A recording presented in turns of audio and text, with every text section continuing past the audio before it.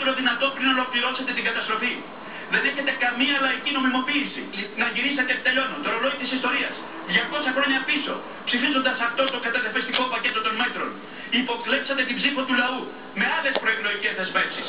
Ό,τι και να ψηφίσετε, δεν θα μπορέσετε να το εφαρμόσετε.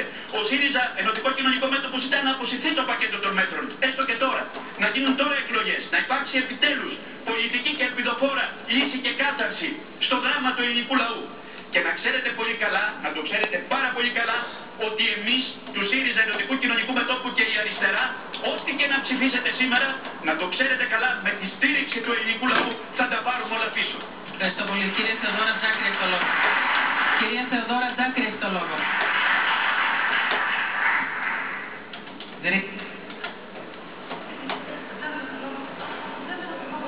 Βεβαίως.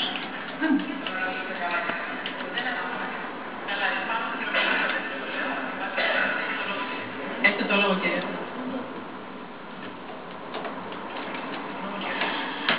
Αν με ρωτούσε κάποιος... δεν το είχα ανοίξει, με συγχωρείτε.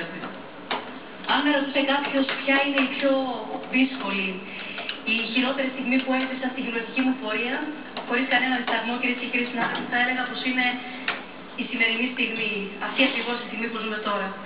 Το φορτίο είναι πολύ βαρύ και οι αποφάσεις μπορεί να φαίνονται εύκολες για την αντιπολίτευση, είναι όμως χωρίς αμφιβολία ιδιαίτερα δύσκολες για τα κόμματα της συμπολίτευσης. Και τα διλήμματα μεγάλα, πολύ μεγαλύτερα από αυτά του πρώτου, ακόμη και του δεύτερου μνημονίου και από την αρχή της κρίσης, όπου υπήρχαν ακόμα συντάξεις, κοινωνικό κράτος και η ανεργία και υψηλή δεν είχε λάβει τις δραματικές διαστάσεις που έχει σήμερα, με το 50% των νέων να βρίσκονται εκτός εργασίας και εκτός προοπτικής. Και με όσους έχουν εργασία να βρίσκονται υπό τη διαρκή διαμάχη ως πάθη της απόλυσης.